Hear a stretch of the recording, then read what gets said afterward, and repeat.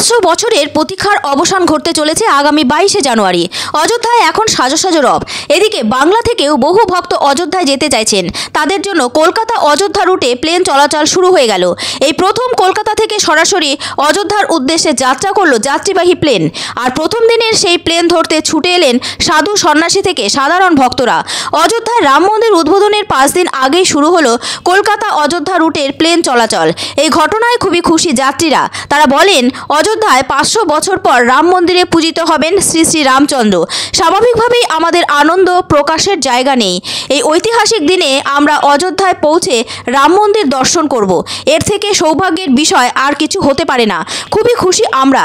কলকাতা অযোধ্যা রুটে যে প্রথম বিমানটি চলাচল করবে তার যাত্রী হতে চলে এসেছি কলকাতা আন্তর্জাতিক বিমানবন্দরে। একজন রামভক্ত আবার তার পাঞ্জাবিতে রামচন্দ্র ও দেশের প্রধানমন্ত্রী নরেন্দ্র মোদীর ছবি লাগিয়ে প্রবেশ করেন বিমানবন্দরে। তাকে দেখে সাংবাদিকরা এই পোশাক নিয়ে বিভিন্ন প্রশ্ন করেন। তিনি বলেন, আমি নদিয়া জেলার একটি সংগঠনের দায়িত্বে রয়েছি। আমাদের 500 বছরের স্বপ্ন অবশেষে বাস্তবে রূপ পাচ্ছে। আমি মনে করি দেশের প্রধানমন্ত্রী নরেন্দ্র মোদীর জন্যই এটা সম্ভব হলো।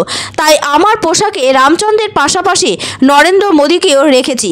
ভালো লাগছে কলকাতা অযোধ্যা রুটে সরাসরি বিমান যোগাযোগ চালু হওয়ায়।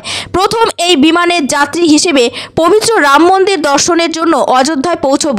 সে কারণেই আজ দমদমে অবস্থিত নেতাজি সুভাষচন্দ্র বসু আন্তর্জাতিক বিমানবন্দরে চলে এসেছি। কিছুক্ষণের মধ্যে আমাদের বিমান অযোধ্যার উদ্দেশ্যে যাত্রা করবে। দেখুন, আজকে সারা ভারতবাসীর স্বপ্ন ছিল, 500 বছরের স্বপ্ন সাকার হয়েছে। একমাত্র মোদিজির নেতৃত্বে এই স্বপ্ন আমাদের পূরণ হলো। তাই আজকে বিরাট আনন্দের দিন।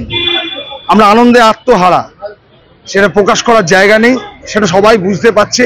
সারা ভারতবর্ষে একটাই এখন খবর, 22 তারিখে 22শে জানুয়ারি রাম মন্দিরের উদ্বোধন কখন হবে, মোদিজি সেই উদ্বোধন করবেন। তো আজকে প্রথম কলকাতা থেকে, পশ্চিমবঙ্গের কলকাতা থেকে প্রথম ফ্লাইট যাচ্ছে অযোধ্যার উদ্দেশ্যে। সেই সমস্ত যে যাত্রীরা যাবে, সাধু যাবে, সন্ন্যাসী যাবে, সাধারণ মানুষ যাবে, তাদের হাতে সেখানে প্রচণ্ড ঠান্ডা, হাতে ব্ল্যাঙ্কেট তুলে দেবো আর মিষ্টি মুখ করাবো। আর 19 তারিখে হাওড়া স্টেশন থেকে অযোধ্যার উদ্দেশ্যে স্পেশাল ট্রেন কেন্দ্রীয় সরকারের পক্ষ থেকে দেওয়া হয়েছে। সেখানেও আমরা এরকম ব্ল্যাঙ্কেट तुले देवो এবং मिष्टी खाओ। बाग बाजार से हूँ, सरबड़ा बाजार से हैं। अच्छा, हम लोग अयोध्या जा रहे हैं भगवान राम का दर्शन करने के लिए। अच्छा, बोलिए।